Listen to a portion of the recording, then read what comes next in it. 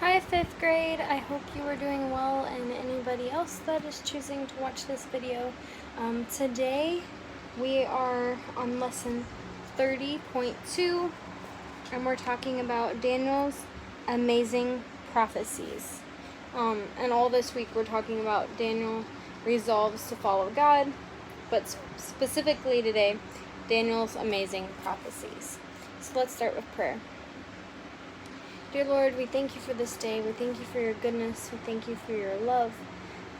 We thank you that you get us through difficult times and that you're there for us and that you will just guide and direct us.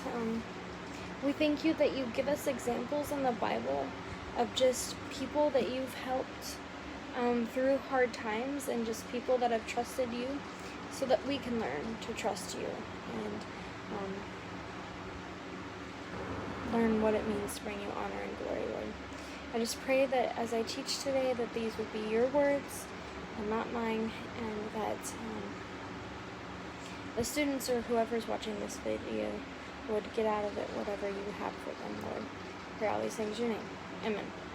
Okay, memory verse. Daniel chapter 2, verse 20 says, "And said, Praise be to the name of God forever and ever. Wisdom and power are his." Read that again. Daniel chapter 2, verse 20. "And said, Praise be to the name of God forever and ever. Wisdom and power are his." Okay, that's our memory verse. Leave my Bible open because we'll be in Daniel 2 later. God gave Daniel special wisdom and insight to interpret King Nebuchadnezzar's amazing dream about a statue. Daniel interpreted that the statue revealed future events about 4 world kingdoms and rulers in and around the Middle East. This was a prophecy that God communicated to Daniel.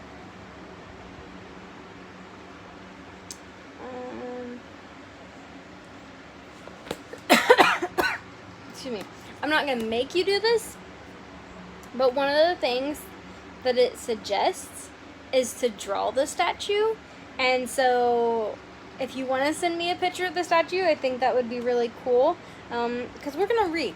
We're going to read what it looks like in Daniel chapter 2, verses 31 through 33. Says,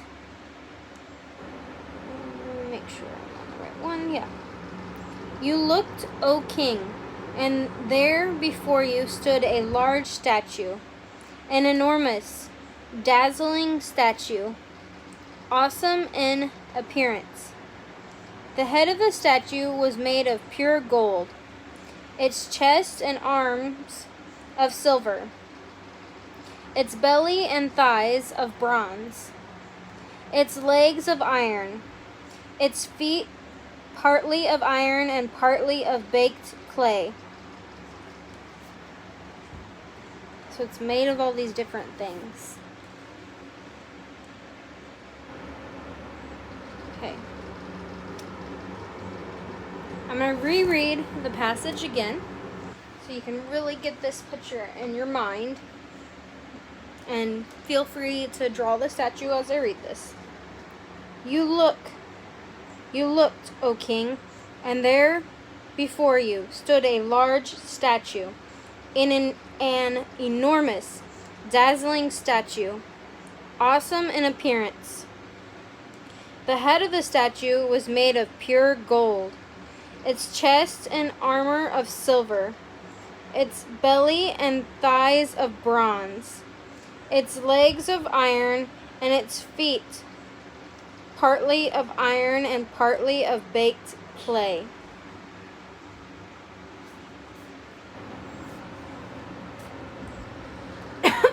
Okay.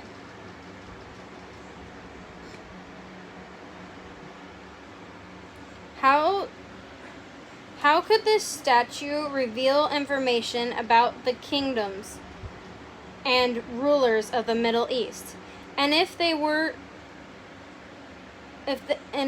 know how to interpret this dream without help from God?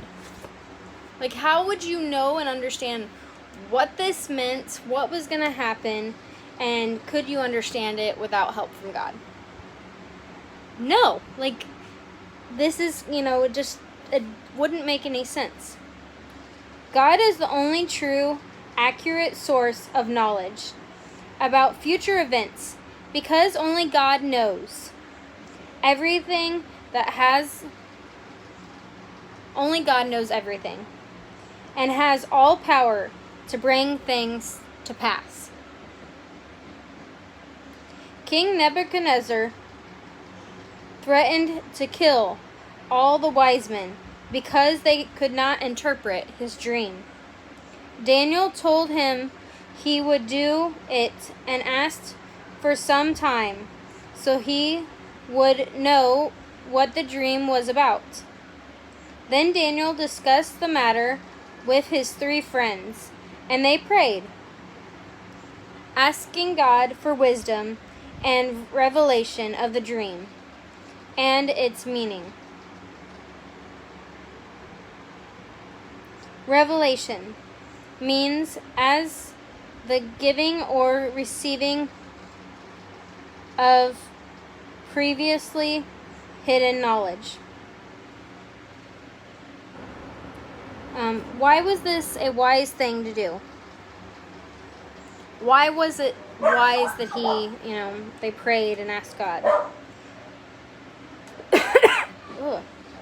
They acknowledged that God is omnipotent and is the source of all knowledge and truth. It's good that it's good that they prayed. They were seeking God because they couldn't figure this out on their own, and they weren't out seeking glory and power. Like, they wanted the king and everybody else to know, hey, this is God doing this, not us. Okay. Now we're going to read Daniel chapter 2, verses 24 to 49.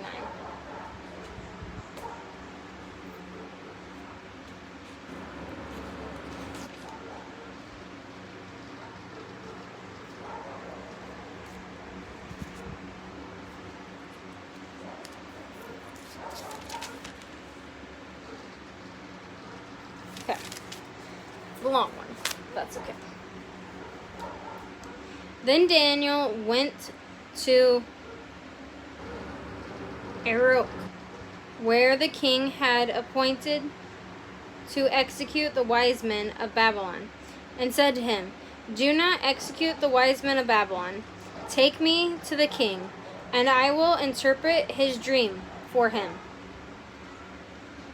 Arok took Daniel to the king at once and said, "I have found a man among the exiles from Judah who can tell the king what his dream means." The king asked Daniel, also called Belshazzar, "Are you able to tell me what I saw in my dream and interpret it?" Daniel replied, "No wise man, enchanter, magician, or diviner can explain to the king the mystery he has asked about. But there is a God in heaven who reveals mysteries. He has shown King Nebuchadnezzar what will happen in days to come. Your dream and the visions that passed through your mind as you lay on your bed are these. As you were lying there, O king, your mind turned to things to come, and the revealer of mysteries showed you what is going to happen. As for me, this mystery has been revealed to me, not because I have greater wisdom than other living men, but so that you, O king, may know the interpretation, and that you may understand what went through your mind. You looked, O king, and there before you stood a large statue, an enormous, dazzling statue, awesome in appearance. The head of the statue was made of pure gold, its chest and arms of silver, its belly and thighs of bronze, its legs of iron, its feet partly of iron and partly of baked clay. While you were watching, a rock was cut out, but not by human hands. It struck. Let's see if I can get the page turned. It struck the statue on its feet of iron and clay and smashed them. Then the iron, the clay, and bronze, the silver, and the gold were broken to pieces at the same time, and became like chaff on a threshing floor in the summer. The wind swept them away without leaving a trace. But the rock that struck the statue became a huge mountain and filled the whole earth. This was the dream, and now we will interpret it to the king. You, O king, are the king of kings. You, O king, are the king of kings. The God of heaven has given you dominion and power and might and glory. In your hands he has placed mankind and the beasts of the field and the birds of the air. Wherever they live, he has made you ruler over them all. You are that head of gold. After you, another king will rise, inferior to yours. Next, a third king, one of bronze, will rule over the whole earth. Finally, there will be a fourth king, strong as iron, for iron breaks and smashes everything. And as iron breaks things to pieces, so it will crush and break all the others. Just as you saw that the feet and toes were partly of baked clay and partly of iron, so this will be a divided kingdom, yet it will have some of the strength of iron in it, even as you saw iron mixed with clay. As the toes were partly iron and partly clay, so the kingdom will be partly strong and partly brittle.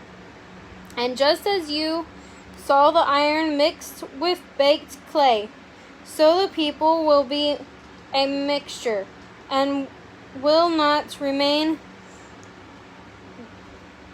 united any more than iron mixed with clay.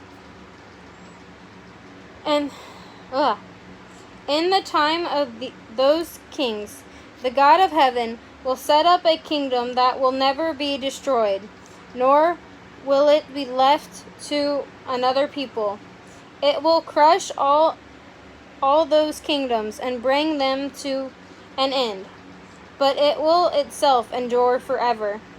This is the meaning of the vision of the rock cut out of a mountain, but not by human hands, a rock that broke the iron, the bronze, the clay, the silver, and the gold to pieces. The great God has shown the king what will take place in the future. The dream is true, and the interpretation is trustworthy.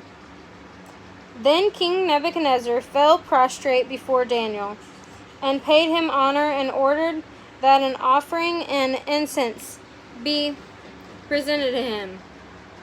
The king said to Daniel, "Surely your God is the God of gods, and the Lord of kings, and a revealer of mysteries. for you were able to reveal this mystery." Then the king placed Daniel in a high position and lavished many gifts on him.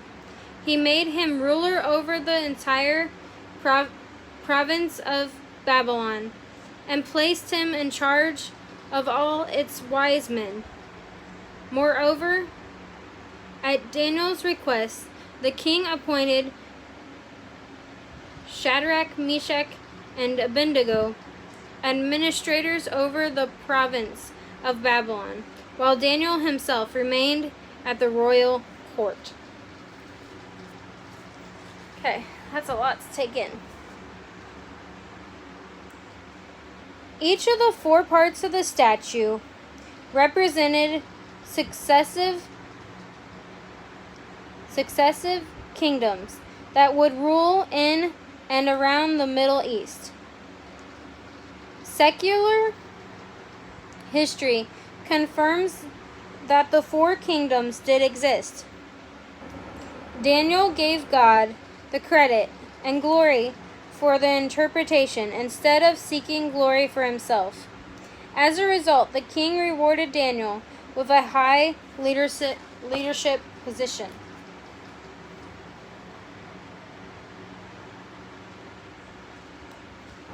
Okay. So, now you're going to look at your workbook page, and Christ's kingdom and Daniel 2:44, and Christ as ruler and Daniel 45. Believers can trust God and is omniscient and sovereign, and can trust him to send Jesus back a second time, just like he promised. So just like Daniel said, God is trustworthy, what he's saying, these things are true. We can come back as believers and we can look at the Old Testament and say, yeah, this is another reason that I can trust God and what he's doing and believe in him, because everything he says and does is true and trustworthy. So I would encourage you to trust the Lord today. That is it for lesson 30.2. We'll talk to you next time. Bye. God bless.